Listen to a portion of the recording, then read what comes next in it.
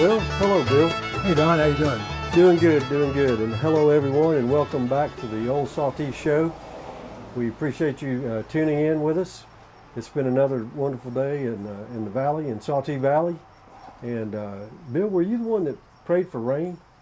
Do I admit it? Well, you did a good job. Well, yeah. Well, I'm pretty close to the Lord sometimes. We've been dry for, all summer. And We got caught up this weekend. This week we tried to get caught up, and then storms too, and then devastating damage in parts of the state and parts of Florida as well. So our North Carolina as well. North Carolina too. So our thoughts and prayers are with those folks affected by that. And we didn't see a whole lot here in this area other than rain and a lot of it. But, what about the store today, Bill? How was it? You know, it started off slow, but wow, we ended up with a lot of people and people from several different countries, as always today. But just a few moments ago, we had a large group from India come in. It is quite common from folks in that part of the world to be in our store. We've had a lot of fun. We've had several people came in and sat out here and listen to the music. One of the customers comes in, and customers are always welcome to come join us and play. We always have an extra guitar. Well, this fella ended up spending an hour with us anyway, playing. An hour. Had a great time. So he was from Savannah, I believe is where he was. But anyway, we just had a sweet time today. Really, really a fun day. Yeah, I think the storms did hold a lot of people. Yeah, they're working in the yards, cutting trees down and cleaning up, and doing the things they have to do. But again, that's we did welcome the rain, even though it all came. Oh yeah, one time. Well, we have a special guest with us today, Mr. Nathan Eason, who is a resident here in White County. He's our White County extension agent. I've known Nathan for a few years now, and we welcome you, Nathan, on our show. And glad to be here. We've got a real interesting topic, at least to me, and experiment that we tried last year that's sort of still ongoing. And you were the one that put all that together. But before we get into all that, tell us about being a county extension agent and how you got to White County. Sure. Well, I took the job as the University of Georgia Ag and Natural Resources agent. That is the public service and outreach component of the College of Agriculture and Environmental Sciences. So there's three branches to the extension. There's the 4-H Club, which a lot of people are aware of, which is our youth organization that we support. I'm the Ag and Natural Resources agent, like I said, and we had Family Consumer Science agent. Now, the history of that is it started back in the early 1900s, and before the internet and availability of resources, we had to get the research that the university was doing to the public and to farmers. And they had a hard time doing that, so they started off with the youth and had the Boys Corn Club, and the university gave corn to those kids, and ultimately it turned out they outproduced their father, and that got their attention.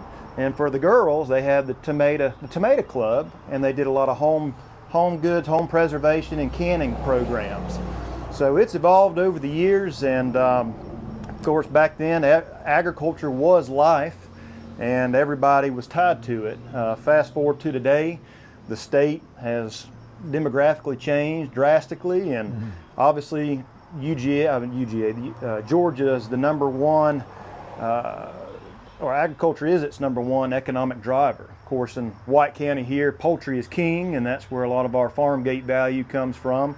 But beyond that, we're not row cropping these hills as much as they used to. So the role of a county ag agent is to take the unbiased research-based information to the public. So again, a South Georgia agent still daily working with row crop farmers, corn, cotton, soybeans, and the such. Obviously, over the years, we've had blueberries to take hold in the state as in one of the number one crops. Not really peaches anymore. South Carolina holds that title. But here in North Georgia, agents get assigned a lot of different roles, and we begin to work with homeowners as well. So any given day, I can be called to do some gardening work. I can be called to do small fruit or any home apple orchard, things like that. Lawns, landscape needs. On the production side, we do have corn grown in the county that I work with. We do doing a lot with the vineyards here. And then I've taken it upon myself to kind of initiate a lot of programming in the natural resources conservation, maintaining the beauty of this landscape, making sure that with urban sprawl that's happening and population growth, that we're protecting our waters, protecting our soils.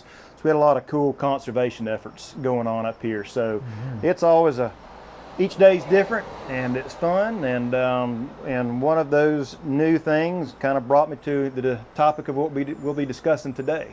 Right. We just appreciate you again being here. I guess it was last spring. We started some discussions here at the store. Nathan was by and talking about crops that may have been grown here back 100, 150 years ago that are no longer grown, and why and if they would grow, and a lot of questions that we bounced around. And so that kind of led to the idea of, well, what if we try some of that? And Nathan went out and secured the resources to get this project off the ground, and went over. We had a piece of property picked out. It didn't materialize exactly on time, so Nathan went out and found an alternate site, and it wasn't being used. Plowed it up and planted some tobacco. And That's right. Don't want to get too far into that because I don't know what I'm talking about, but Nathan does. But tell us how that all started off and the experience there, Nathan. So my family has a long history of working in tobacco. Again, as I mentioned earlier, probably just about a generation ago, many of our viewers can connect with that crop. And as they may not have been entirely tobacco farm, they might have just grown a few acres here and there. But that was when there were buyout houses in Valdosta. I think there was a huge location where they had their sales. And so over the years, it just slowly but surely became less and less profitable. And I believe it was in the, I'm probably going to get this wrong, but early 2000s, or late 90s, they had the tobacco buyout. And that was the government offered funding to basically buy out farming of the tobacco. And obviously it was getting a lot of negative health ads was coming out. The awareness of cancer and lung cancer and things definitely put a hurting on the industry. And it was a very labor intensive crop. And so I've learned this past year. And so with that, a lot of people took that buyout option.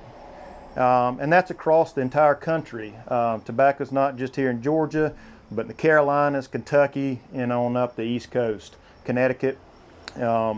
So because I had that connection to that family history of it, even my father, into his early 20s, still recalled helping on the farm pick tobacco. And now here in Georgia, I learned that we grow flue-cured tobacco, which is a tobacco typically used in cigarettes and blends, and these bigger tobacco companies will blend these tobaccos from different parts of the state and even outside the country, importing some to make those cigarette blends. And with the uniqueness of our area with Helen and the tourism, there is agritourism. And people do that with corn mazes and whatnot. Pick your own apples up in LJ and what have you.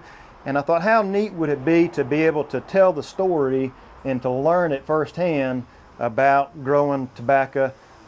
Began to do some research. The University of Georgia still is involved with tobacco research. We have a tobacco specialist in South Georgia, in Tifton, where one of our stations are. And so I reached out to him and I said, if I was to grow a tobacco in North Georgia, what kind would it be? And he said, well, I said, and for cigars. I said, I'm not really looking for cigarettes. I think cigarettes can, still have a connotation with negativity, but for some reason, cigars to me doesn't sound as bad. That's not at all true. But when I smoke a cigar, it's usually a celebratory thing, for 4th of July, or somebody has a baby, and they were gifts. They were gifts that you'd give somebody on a celebration. And I like that. Some people will toast wine or champagne. Well, I'd like to share a cigar with somebody. So that was kind of my initial interest in this crop of saying, let's see how they did it. Let's see if we can take some different varietals of tobacco, grow it here, and see if we can dry it out, cure it. And maybe in the future there would be a setting, an atmosphere where you'd have a place where people could experience that, so that the story never did quite die. Well, this was part of the culture, literally, when this store began, was it not?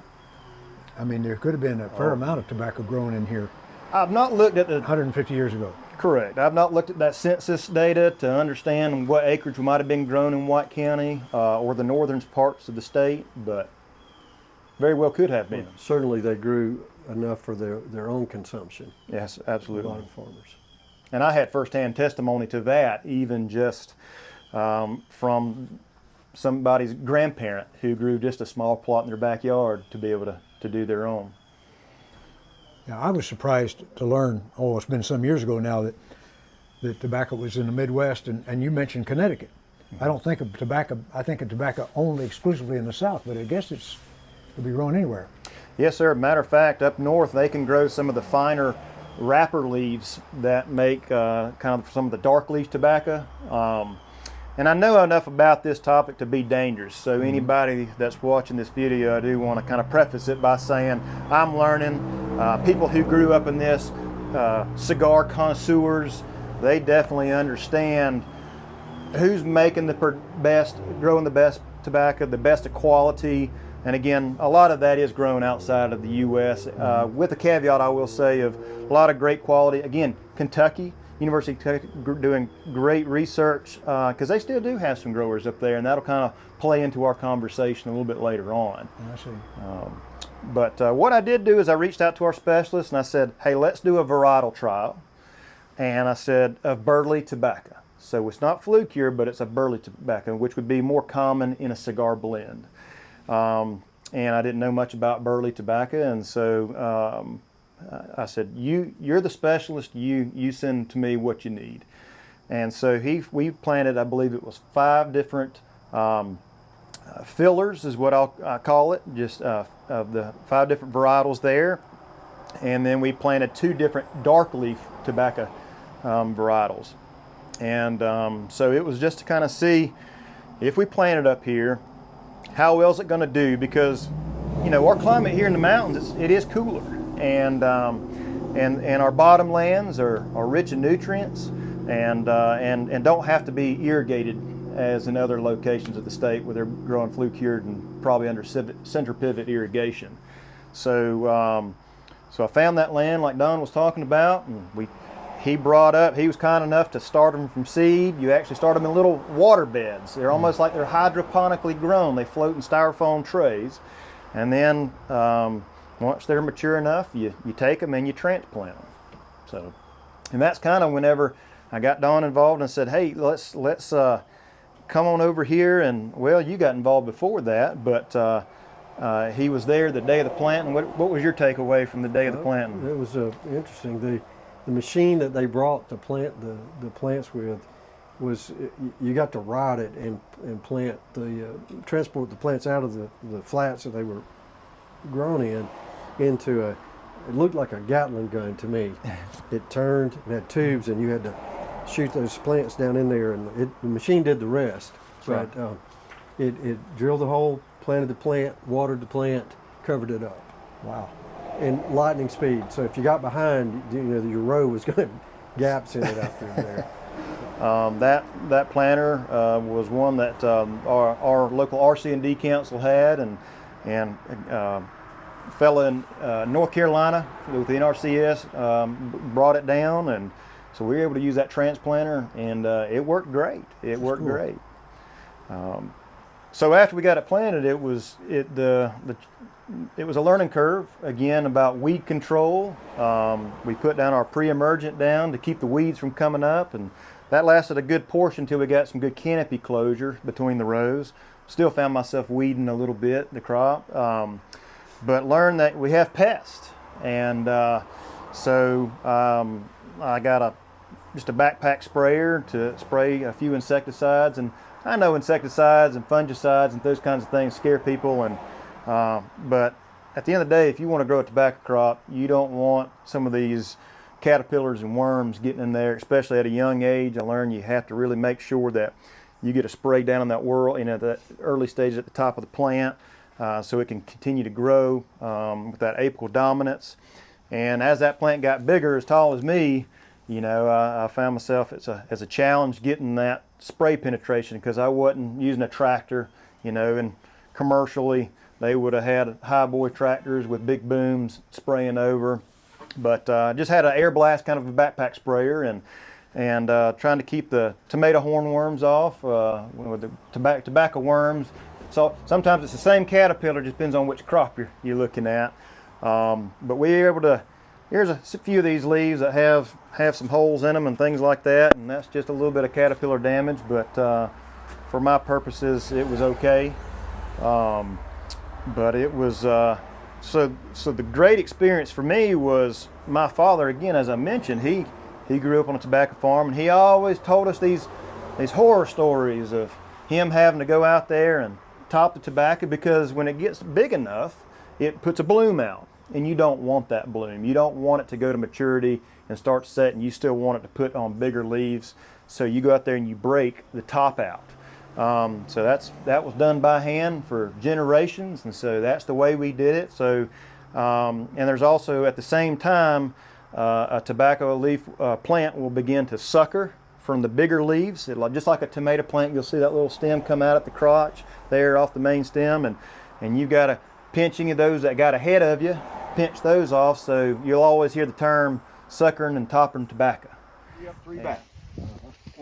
And the greenhouse plants, you get a lot of these. These are ground suckers that grow off the bottom of the stalk. Yep. So that's an extra stalk. So here they are. See, they're growing off their ground suckers. Yeah, yeah. So if they're big enough, I'll put them on there. Okay. Because I like a clean field. And to keep it from doing that, you end up pouring a little of a growth regulator on there, and it kind of dribbles down the stalk, but it's hitting those points of those leaves as it dribbles down, and that hopefully prevents it from continuing to sucker out the rest of the time. So that was a large part of the process.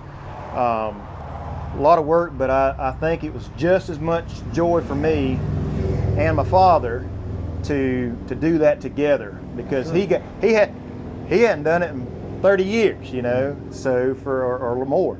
So for him to come out and help me, and I had somebody showing me what I needed to be doing with my own plot with firsthand living experience, that was special to me. Sure. That was kind of a lot of the heavy lifting as far as the crop growth was concerned. Yeah, I was just going to say, how long does it take to be ready to harvest? What's the growth? So we, I don't want to do the quick math in my head, but we planted about the second week of May, I believe. And as we were getting close to maturity, we were hitting close to that September time frame, early September. So you're looking at 5 months. Yeah. And it's plenty hot still outside.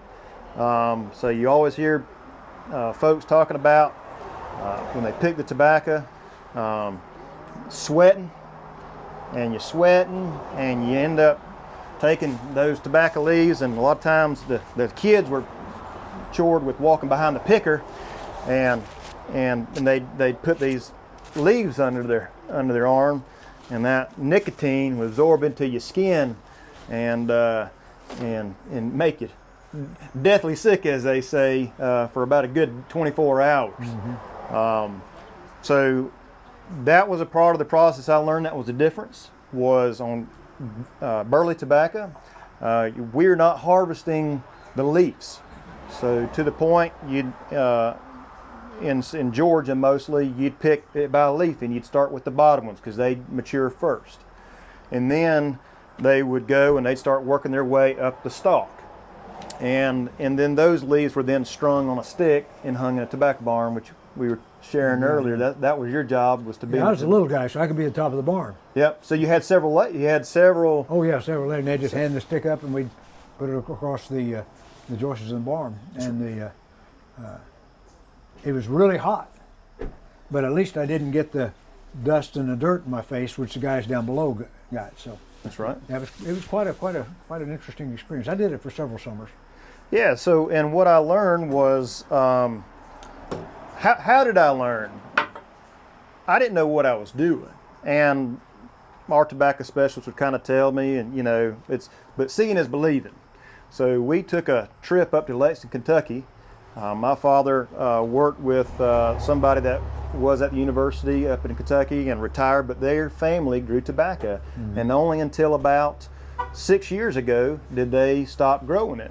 But we were fortunate enough that there was somebody else that when we took a 3-day trip to Kentucky, we got to watch them, and you'll see in this video here of them lugging, just as you say, the harvesting out of the field and putting that in the barn. So obviously it's still got to be warm outside for that tobacco to dry out and cure. And so, but I didn't know how to harvest, when to harvest, and I learned that after that trip I needed to pump the brakes a little bit because I was ready to come back and start harvesting. And when we got out there, the tobacco was a beautiful yellow golden color already, and that was that's the time, and you just kind of pay attention to that color. The nicotine is the highest at that stage, and that's when you kind of initiate your harvesting efforts. But what they do instead of stripping the leaves off is they cut the whole stalk down. That's what we did, yeah. Yeah. So to do that, you have a tobacco knife, and this is one that we used. He gave me about 2 or 3 of them because he didn't have a need for them, and these were every farmer who grew tobacco, especially up in Kentucky, Missouri, and things like that, had these tobacco knives, and they're extremely sharp. So you always probably kept a file to make sure. And you take that stalk and you lean over and you whack it at the bottom, and of course you probably get scolded if it took you more than one swing. And so then after you cut it, you take your tobacco stick. These are just sometimes it's neat if you find the old ones of these. You can see they're man split, and so they got a lot of kind of little splinters and stuff before they started getting sawmills to do them. But they're pointed on both ends, as you can see, or tapered. And so ultimately what you do is these are dropped in the field ahead of time, and you stick that in the ground when you've working your way down a row of tobacco, and then they have this little spear tip. And this sucker is mighty sharp too. I've always watched videos and thought, my goodness, if you were to miss and stick your hand or your arm, that you'd be going to the hospital. But that cone snugs on there real tight like that, and you jab that into the soil, and it'll stay standing just like that. And you'll strand 5 plants to this, and you just straight through the bottom of the stalk. It goes down, and you'll feed 5 plants, and you kind of do them like that, so that it helps it stand on its own. So once it gets, it's heavy. These plants are full of water, and so you want to stick that good. There again, I think you got scolded if you went back and you look back and in your row you had 5 or 6 stacks that toppled over. What was beautiful is that we got to see, and you'll see pictures here of the fields just full of these stacks in perfect rows. And they would stack them to the right one way, and then when they came back, they stack it to the right that way so they could have room for their wagons to come down the center.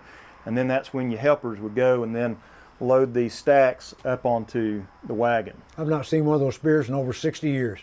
Yep. I mean, I remember them vividly. And so after you stack it on, you just kind of bump. Usually they're kind of on there pretty good, so you give it a knot right there and loosens it up, and you take it off to the next one. Never wanted to lose these things in the field either. So then I didn't know, how long do we leave it out in the field, And what I learned was, with the dark leaf tobacco that we grew, which is this, it will sun scald, and it'll turn green, and it messes the quality of the tobacco up. So you would leave it only out for maybe half a day before loading it up. And if you were backed up in the barn, you might park it under a shade tree, anything to get it out of the sun. But on your other regular tobacco that wasn't a wrapper or a binder leaf, you would, which is what these are, you'd leave them out there for a couple of days, almost like hay. You know, you cut your hay, let the majority of the moisture come out of that, because otherwise, 5 plants on a stick probably weigh, I don't know, I'm guessing 60 pounds, 50, 60 pounds. So to let a lot of the majority of that water to come out was important. And then at that point, it was much easier to be able to hand up to the guys on the rack. And you'll see in this video where the tobacco barn that we visited, they had about 3 or 4 different levels, and they would pass it up to one guy. And these guys are standing on a 2x4. And so the way it is in the video, you'll see them handing these, well, these are pulled off, but handing these sticks up to the guy. They kind of fall to one side. And so once they get them up there and on the rack, your job was to spread them out, because airflow is everything in these barns. These barns are 3 stories tall.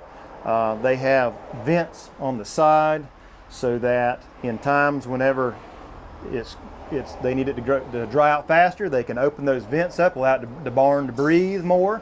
Or if it's on a day like today where you got misty wetness outside, it would dry better if you just closed them off.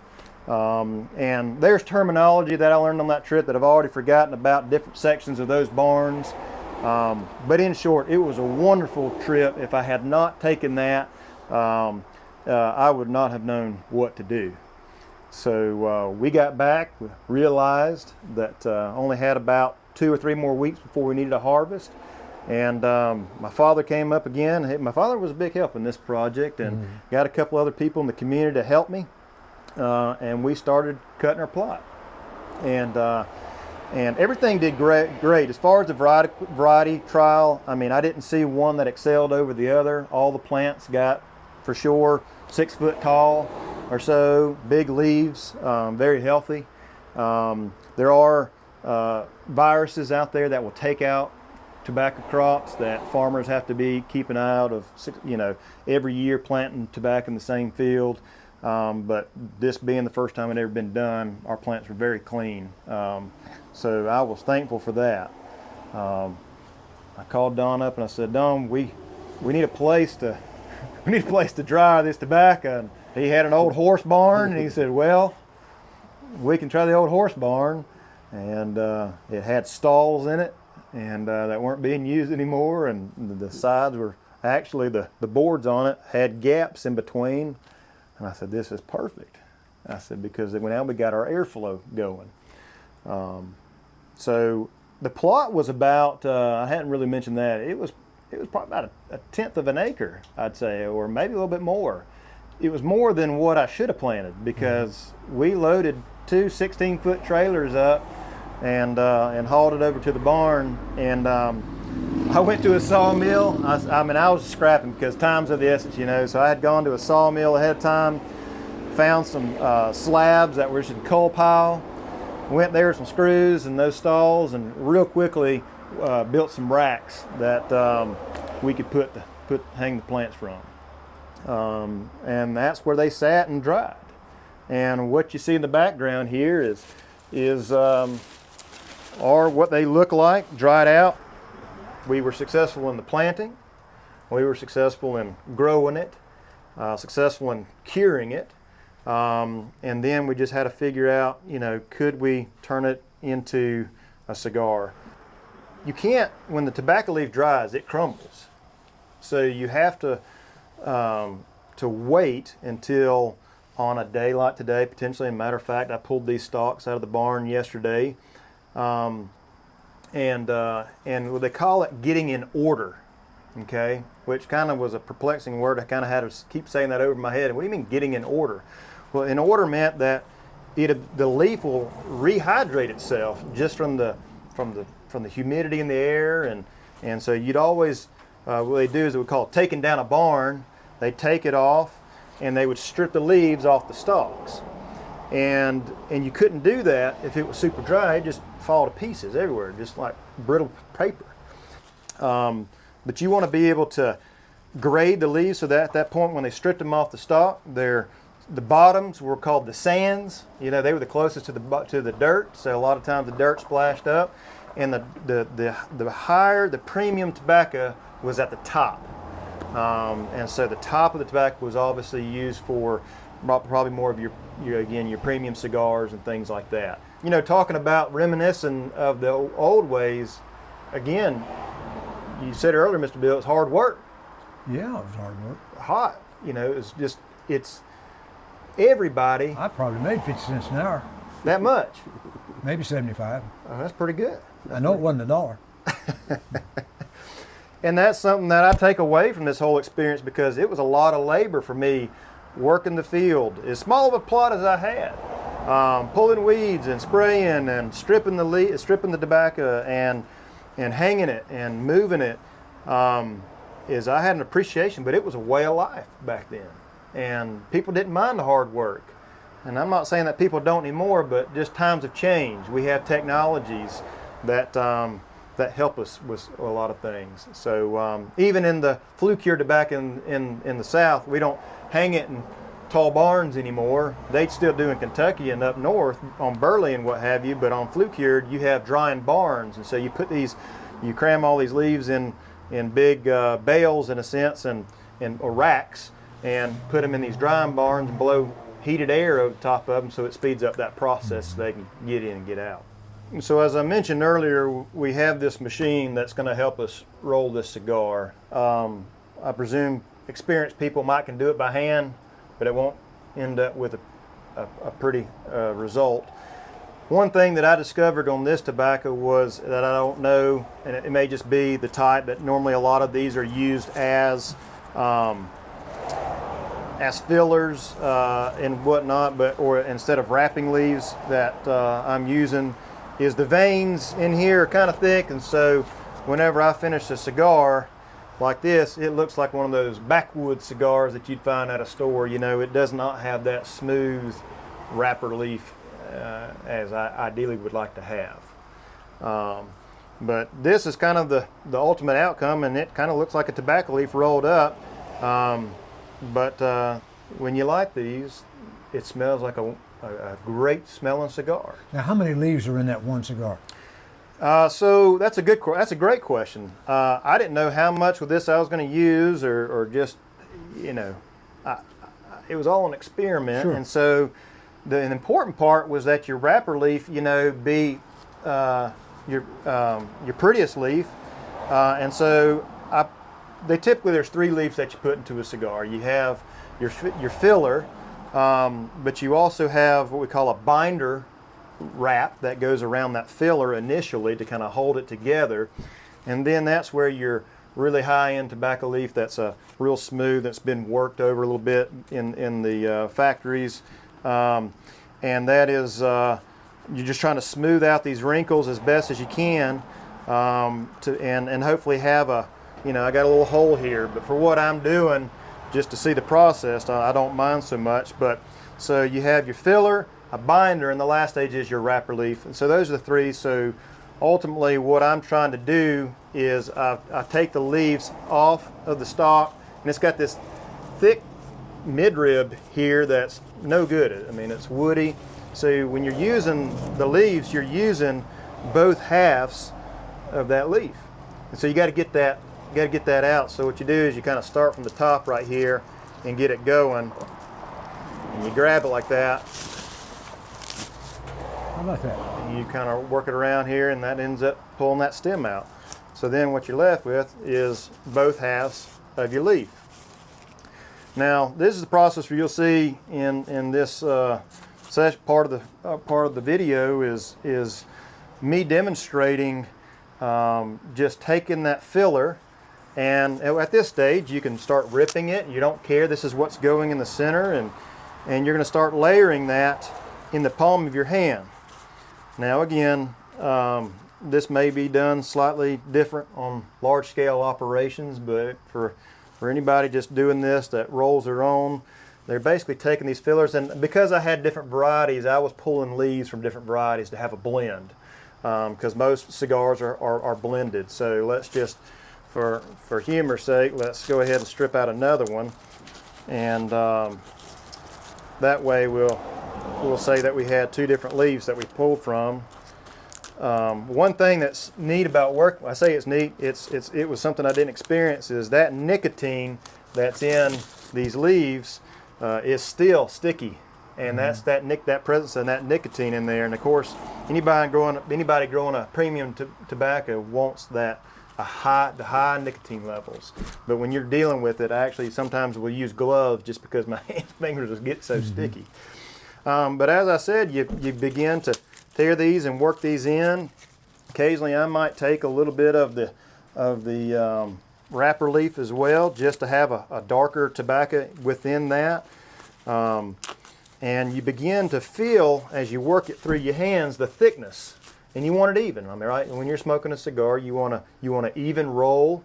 And so once you get it into this stage, you're going to take this wrapper leaf, and we'll cut to the part where you can see this on this roller here. Is we're going to put this tobacco, and I don't have it thick enough right here, but we'll do something like that, and that goes right into this trough here. And this is a dowel rod with a fabric, and then once you have it in there, then you can load your pre-cut. So I have a board here, and this board and this Alaskan knife here is you want to be able to cut your edges to where they're smooth, because you want that outside wrapper leaf, you don't want to have rough edges, because the smoother you can get it, work this leaf. And sometimes you see on other YouTube videos where people are really trying to work this flat as possible, and then you begin to lay this in there and roll that wrapper around it. So you do that binder leaf first, and that comes out with an initial shape of the cigar, and then I usually cut it down to the size that I want. There are tools to make sure that size is uniform. There goes a fan. So after you get this binder leaf on, you take that final wrapper leaf, and this is where you really want to stretch that leaf out as you roll that cigar. You want to have it taut and without wrinkles, so that you end up with a smoother leaf on the outside. And again, not the best in the world, because some of the veins in there having a little bit more thicker than I'd like to have. You end up with a cigar. Well, very likely then, a customer coming in, a farmer coming into the store 100 years ago, would be smoking a cigar. It looks probably about like that. I agree. Yeah, I mean, if he did it for himself, he's not going to care about whether it's got smooth edges on it. Nope, not at all. So in other words, you've got an old Sautee type store cigar there. Yeah, I think this is about as original as you can get. Absolutely.